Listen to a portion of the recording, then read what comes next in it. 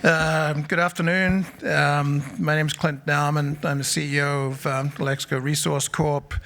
Our primary asset is in the Yukon Territory of Canada, where we are sitting on the cusp of making a production decision to put one of the higher grade silver districts in the world back into production, looking for production in 2020. So we're making this transition from an explorer developer to a developer producer, with that we will be a primary silver producer. So we're one of a very small and diminishing group of primary silver producers in the world. Most primary silver producers, meaning anybody deriving more than 50% of their revenue from silver, have diversified away from the commodity, leaving this company particularly leveraged, very high beta to silver prices. I have the normal cautionary notes here. So we are, as I mentioned, uniquely positioned as a high-grade primary silver asset in a safe jurisdiction. We have a reserve ready for production here of 1.2 million ounces of 1.2 million tons of material at an average diluted grade, head grade of 805 grams per ton silver, with about 7% combined lead zinc. That'll be processed at 400 tons a day. Our all-in sustaining costs are between $11 and $12 in today's market. As I mentioned, we can move to production within 6 months. Capital to put this thing back in production is 23 million Canadian at this point, which $5 million is working capital. We have been very successful on the exploration side. We bought this district in 2006. The more recent exploration that we have done has left us with presently a growing 100 million ounces of silver in all categories. 75 million or so of that resource is is either in reserve or the indicated category, and that exploration continues to be very successful for us and has caught the attention of a lot of people. As I mentioned, we have high beta to silver prices, and we distinguish ourselves from other companies in that we also run a secondary business, an environmental remediation business focused on long-term remediation of water and soil focused in and around mine sites and industrial sites. That business, was a small business doing maybe $500,000 several years ago. This year it's going to do $30 million. We've grown from a couple of people to 70, 80, 90 professionals now, offices across Canada and the US, and we have about $250 million of contractual backlog. So that's on the books, and will be executed in the future. So a little different than other mining companies may be. This is the Silver District. As I mentioned, it's about 400 kilometers north of Whitehorse in the Yukon Territory. This district was in production previously, produced historically from 1913 to 1980, about 200 million ounces of silver at an average grade of 44 ounces per ton. So even historically, it was a preeminent silver producer. We're focused on 4 deposits in the southeastern side of that, or the area of that district. The district itself is about twice the size of Manhattan Island, so it's a very large area. But the primary deposits that we're looking at and focused on are this Flame of Moth and Birmingham deposits, each of which we've found within the last 6 or 7 years. And between them, we have more than 60 million ounces of silver there in a resource and reserve that averages more than 600 or 700 grams per ton. Those are the production from those. They're the drivers for the production plan here. 7-8 years of production once we get going. This is what it looks like in terms of the actual production profile.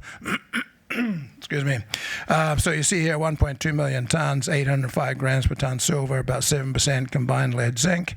700,000 of those tons come from the Flame of Moth deposit at about 670 grams per ton silver. And then we top that up with about 300,000 tons from Birmingham at better than 900 grams. That's diluted. That number is diluted more than 20%. So it's 400 tons a day, 250 to 300 tons of per day of those come from Flame and Moth. The balance is from Birmingham. And when we first started putting this mine plan together, Birmingham was a much smaller deposit than it is today, so things are going to change as we move to production.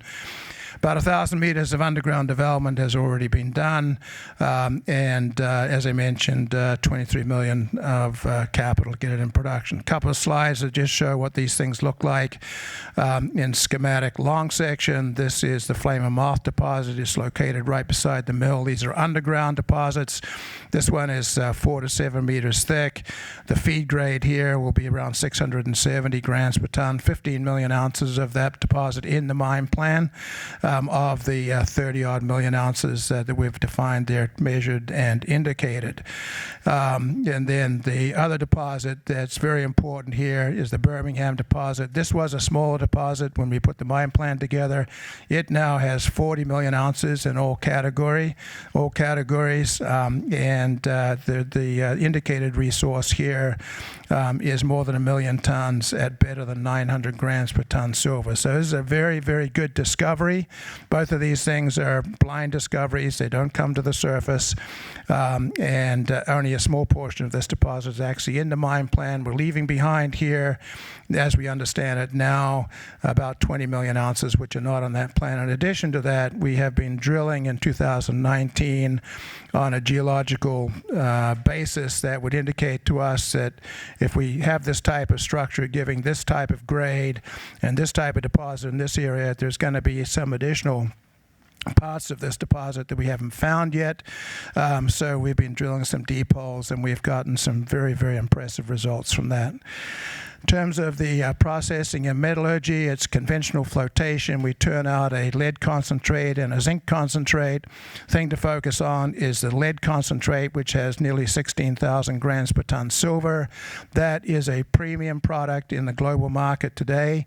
There is no other producer in the world that turns out a silver concentrate of this quality and without any deleterious elements. So no lack of interest from smelters and off-takers. Here's the execution schedule, just winding up our permitting process once we make that production decision in the fourth quarter. This quarter, it's about 6 months before we're producing concentrate from the first production at the Keno and the Flame and Moth deposits. On the exploration side, as I mentioned, we've grown from 0 to more than 100 million ounces in all categories. More than 74, 75 million of that is in the indicated category.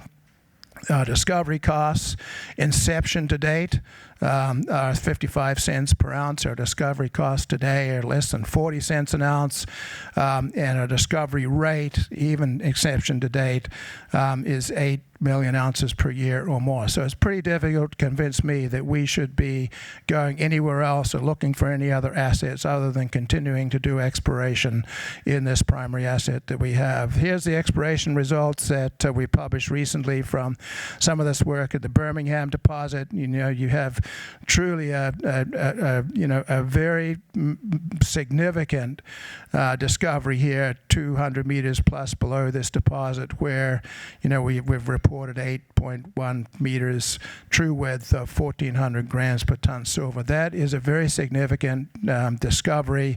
It indicates that this deposit is likely bigger than what we see here, the 40 million ounces, and it fits within a group of rocks or part of the stratigraphy which we know hosts much larger deposits elsewhere in the district historically.